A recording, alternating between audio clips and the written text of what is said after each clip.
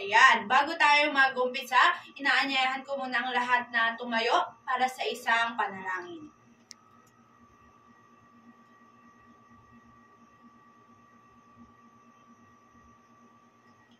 Ayan, magandang buhay! Mabuting tao. Bago umupo ang lahat, ay tignan muna ang mga kalat sa ilalim ng upuan at pulutin ito at ihanay ito ng maayos. Ayan, kung naihanay nyo na ng maayos at naipulot nyo na ang mga kalat sa inyong mga kinauupuan, maaari na kayong magsiupo. Para sa kalihim ng ating klase, maaari mo bang sabihin kung ilan ang lumiban ngayon? Yan, ikanagagalak kong malaman na walang lumiban ngayon sa ating klase. At maraming salamat, maaari ka nang umupo.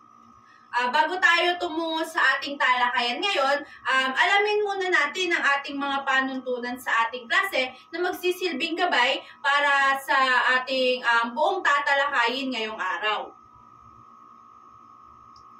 Ayan. Para sa ating panuntunan sa klase, ito ay may salitang kapwa. Sa K, kunin ang mga kalat sa paligid.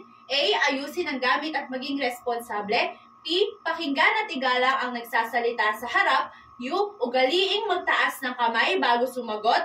W, wastong paggalang sa guro at klase. O kaklase, A, alalahanin ang pangarap at patuloy na magsikap. Tindihan ba class ang panuntunan natin sa klase ngayong araw? Kung naiintindihan na, panibagong araw na naman na tayo class ay muling nagkita-kita. Handa na ba ang lahat na mag-aral at matuto ngayon? Ayan, magaling kung handa na, dumako muna tayo ngayon sa ating balik-aral. Bago ang lahat, magkakanoon muna tayo ng balik-tanaw patungkol sa mga tinalakay natin noong nakaraan. Ayan, ang talento ay ang likas na galing na meron ng isang tao tulad ng pagguhit, pagsayaw, pagkanta, samantala ang hilig naman na isang mga bagay na gusto o kinahihiligan nating gawin. Naintindihan ba natin yon? Ayan. Bago tayo magsimula sa ating tatalakayin ngayong araw, dumako muna tayo sa ating pagganyak na gawain. Ang ating pagganyak na gawain ay tatawagin nating Say Sorry, Get Bingo. So, makinig ang lahat class at babasahin ko ang mga panuto. So, ang panuto sa Say Sorry, Get Bingo ay ang bawat isa ay may makukuha na bingo card na may iba't ibang squares na naglalarawan ng mga nakakatawa at relatable na sitwasyon sa pang-araw-araw na buhay. Hanapin ang kaklase na nakagawa o nakaranas ng nakasulat sa square at hihingin ang initials nila upang ilagay sa kahon. Kapag nakumpleto ninyo ang isang linya, pahalang, patayo o diagonal, sabihin ang salitang bingo. Pagkatapos makabingo, ipapaliwanag ninyo sa harap ng klase kung sino ang inyong nahanap at bakit niya nagawa o naranasan ang nakasulat sa square. Maaari rin kayong mag-share ng maikling kwento o reaksyon tungkol sa square na nahanap ninyo. Kung naiintindihan na class ang panuto, maaari na tayong magsimula. Ayan, magaling! Maraming salamat sa inyong napaka-aktibong pakikipagkaisa. Bigyan naman natin ang lahat ng isang malakas na palakpak. Ayan, bago tayo magsimula sa ating leksyon o tatalakayin ngayong araw, narito ang ating layunin.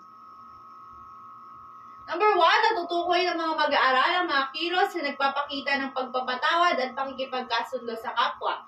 Number 2, nahihinuhan ng mga mag-aaral na ang pagpapatawad at pakikipagkasundo sa kapwa ay nakatutulong sa pagbuo ng sarili at pagpapanumbalik ng magandang ugnayan sa pamilya at kapwa kung isinasagawa ng may kababaang loob. Number 3, na ilalapat ng mga mag-aaral ang mga sariling kilos ng pagpapatawad at pakikipagkasundo sa kapwa. Kung naiintindihan na class ang ating layunin ngayong araw, narito ang ating paksang tatalakayin. Ang pagpapatawad at pakikipagkasundo sa kapwa. Totoo naman no, class, na hindi natin may iwasan sa buhay natin na magkaroon ng kaalitan kahit sa simpleng bagay. Pero ano nga ba talaga ang pagpapatawad at pakikipagkasundo sa kapwa? No, ayon sa Journal of Consulting, Clinical Psychology at American Psychological Association Dictionary of Psychology, pagpapatawad daw ay personal na pagpapasya ng pagwawaksi ng galit, hinanakit at kagustuhang makaganti laban sa taong nagkasala. Ito ay isang prosesong emosyonal na nagpapabago ng isip, damdamin at kilos tungo sa nagkasala. Ito din ay isang paraan upang hilumin ang sariling damdamin. Bago natin maunawaan lahat ito, class, or maunawaan ang pagpapatawad, meron akong babasahing kwento sa inyo. Meron akong ibabahagi sa inyo na maikling kwento. Ito ay mayroong pinamagatang ang fudgy bar ni Christian. Ayan, isang araw kinuha ni James ang fudgy bar ni Christian nang walang paalam. Nang mapansin ni Christian na nawawala ang fudgy bar niya, sumama ang loob niya. Lumipas ang mga araw at hindi na muling nakita ni Christian ang kanyang fudgy bar. Kahit na masama ang loob, nagpasya siya na patawarin ang kung sino mang taong kumuha ng kanyang fudgy bar. Napagtanto niya na ang pagkakaroon ng sama ng loob ay hindi makakabuti para sa kanyang sarili. Ayan, class. Dito, no, tama yung napansin natin na nagkaroon si Christian ng pagpapasya na alisin ang galit o anumang negatibong emosyon laban sa taong nagkasala sa kanya o laban sa taong nanguha ng kanyang fudgy bar. Kung iisipin natin parang sa subtraction sa math, kapag inalis natin or kapag inalis ni Christian ang galit niya or yung negative emotion niya sa kanyang isip, nababawasan ng bigat sa kanyang puso. Tulad sa equation, no, 10 minus 5. 5, kalahati nun yung emosyon niya. At yung kalahati doon, yung negative emotion niya, ang kalahati doon, yung positive emotion niya.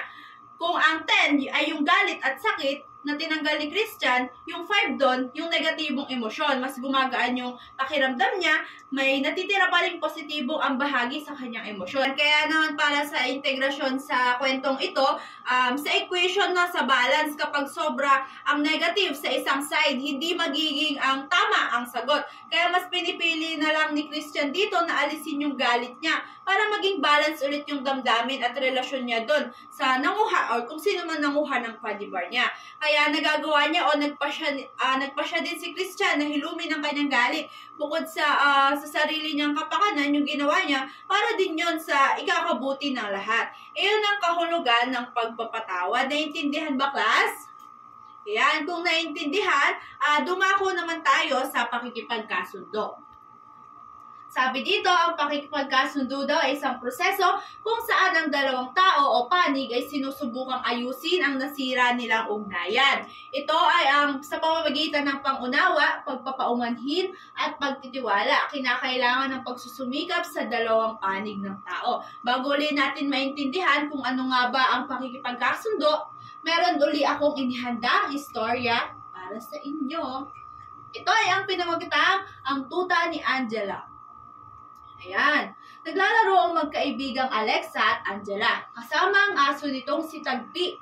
Dala ng kakulitan, sinipa ni Alexa ang aso. Labis itong ikinagalit ni Angela at napagpasyahang iuwi si Tagpi upang pagpahingahin at gamutin. Lumipas ang mga araw, patuloy pa din ang galit ni Angela kay Alexa. Isang araw, kumatok si Alexa sa bahay ni Angela. Nakita ni Angela ang mukha ni Alexa at naramdaman niyang humihingi ito ng tawad. Nangako naman si Alexa na hindi na uulitin pa ang kanyang ginawang pananakit kay Tagpi.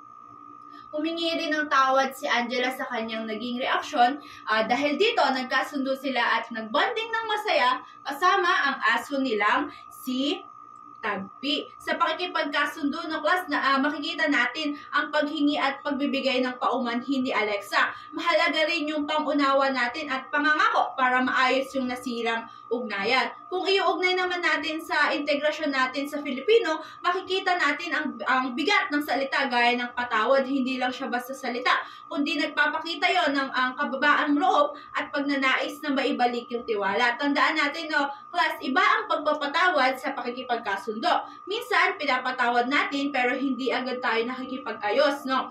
Dito, pumapasok yung tamang paggamit ng wika para magkaunawaan ang bawat isa. Naiintindihan ba yun, class? Yan. Dito, mas bibigyan naman nating pakahulugan kung ano nga ba talaga or kung ano ba ang pinagkaiba ng pakikipagkasundo at pagpapatawad. Yan.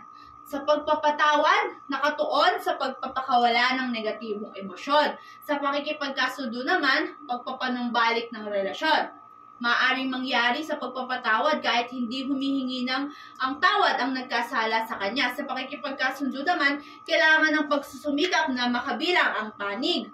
Sa pagpapatawad, ang ugnayan o relasyon ay maaaring hindi maging maayos pagkatapos ng pagpapatawad.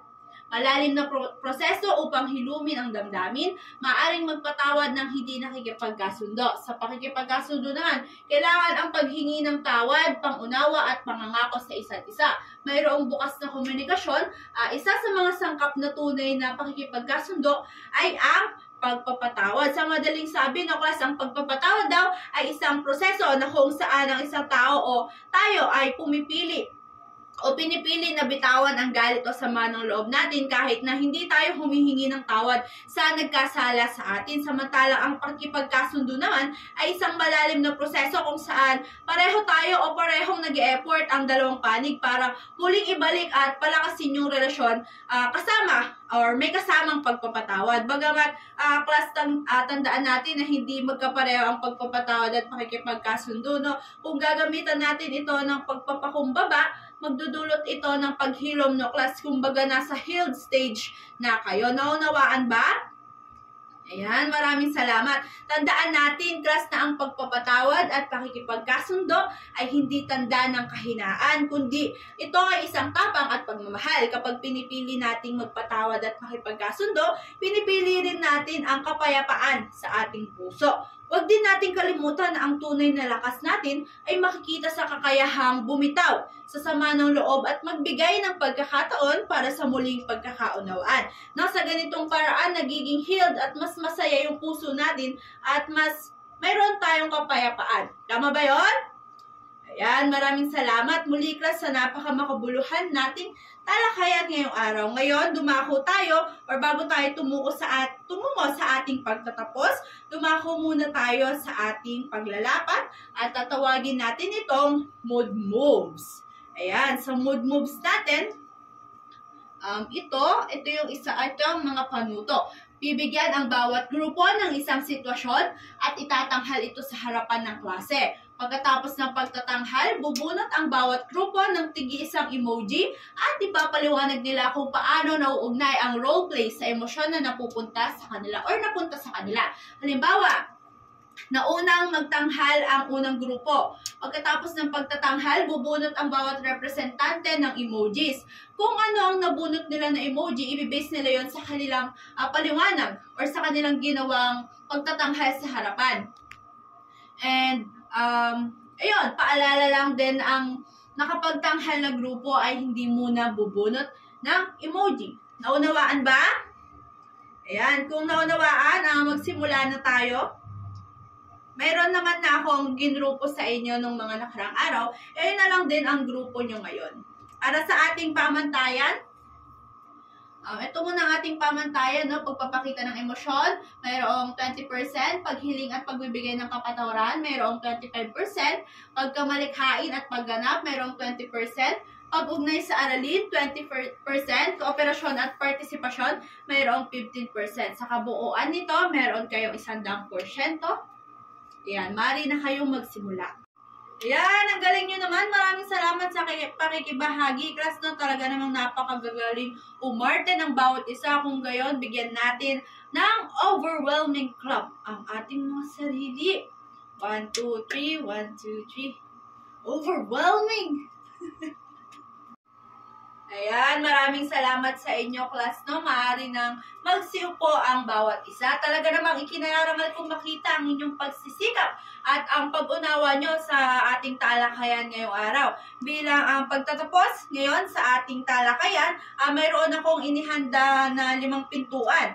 Ito ay tatawagin nating When Life Gives You 5 Doors. Bawat isang pinto ay may tanong na tutulong sa inyo na mas lalong maunawaan kung ano nga ba ang pagpapatawad at pakikipagkasundo sa kapwa. No, pipili lang kayo ng mga pintuan dito, pipindutin nyo siya at saka nyo bubuksan. Pagkatapos ay mayroong lalabas na mga katanungan na inyong sasagutin. Naunawaan ba, class? Yan, huwag mahihiya ang bawat huwag mahihiya ang bawat isa, no, dahil ang bawat sagot natin ay mahalaga. At pinapahalagahan namin or pinapahalagahan ko ang inyong mga naiaambag sa talakayan na ito. Ayan, maraming salamat sa mga nag-participate, no, sa ating ginawang aktibidad ngayon na When Life Gives You 5 Doors. Talaga namang napakahusay ninyong lahat. Maraming salamat sa isang napakagandang karanasan na magbahagi sa inyo ng isang aralin. Nawa ay mayroon kayong natutunan at sana'y may sabuhin ninyo ang ating mga napag-aralan ngayong araw. Bigyan natin ang bawat isa ng isang pasabog clap. 2, 3. 1, 2, 3. Pasabog! Yan, maraming salamat. No, para naman sa ating pagpapahalaga ngayong araw, meron akong mga katanungan dito. No, basahin at pag-isipan nyo mabuti ang lesson natin tungkol sa pagpapatawad at pakikipagkasundo sa kapwa. Isulat nyo ang inyong sagot sa pamamagitan ng maikling essay na mayroong 5 pangungusap na malinaw, maayos at taos sa pusong pagsasagot. No, ipakita ninyo sa inyong mga sarili or ang inyong sariling karanasan, damdamin at natutunan sa ating ginawang talakayan ngayong araw. So, ang tanong ibahagi ang isang pagkakataon sa inyong buhay kung saan ikaw o ang isang mahal mo sa buhay ay nasaktan o nakasakit ng iba. Paano mo na ipapakita o may papakita ang pagpapatawad at pakikipagkasundo sa sitwasyong iyon? At ano ang natutunan mo tungkol sa kahalagahan ng pag-unawa at kabutihan sa kapwa? Kung natapos na ang lahat, dumako na tayo sa pagtataya. Ang ating panuto, makinig kayo, no? Basahin ang bawat sitwasyon na mabuti, tukuyin kung nagpapakita ito ng pagpapatawad, pakikipagkasundo sa kapwa o hindi alinman. Isulat ang sagot at magbigay ng maikling paliwanag kung bakit iyon ang naging sagot nyo. Maaari din magdagdag ng sariling pananaw. Bawat item ay may 2 puntos. So, ito ay may 10 or merong 10 katanungan. Yan, kung tapos na, para sa araw na ito ang ating takdang aralin. Gumawa ng poster. Makinig. Gumawa ng poster o digital collage na nagpapakita ng konsepto ng pagpapatawad at pakikipagkasundo. Ang maaari nyo mga gamitin ay ang larawan o simbolo ng pagkakaibigan, pagtutulungan o pagkakaisa. Pwede ding maikling mensahe o quote patungkol sa pagpapatawad at pakikipagkasundo sa kapwa. Pwede nyo din siyang lagyan ng kulay o design na nagpapakita ng healing at positibong damdamin. Sa essay question naman, gagawa din kayo ng 5 hanggang 7 pangungusap. Isasalay sa inyo ang isang sitwasyon sa inyong buhay o sa paligid nyo kung saan may nasaktan o nakasakit sa inyo sa isa't isa or kayo sa isa't isa at paano nyo na ipapakita ang pagpapatawad at pakikipagkasundo sa sitwasyong nagawa nyo at ano yung mga magiging epekto nun sa relasyon at para sa sarili mo. Ipaliwanag nyo din kung bakit mahalaga ang parehong proseso sa pagtutulungan at pagkakaibigan. At doon nagtatapos ang ating talakayan ngayong araw. Nawa ay may natutunan kayo patungkol sa pagpapatawad at pakikipagkasundo sa kapwa. Magkita-kita tayo muli bukas, class. Maraming salamat.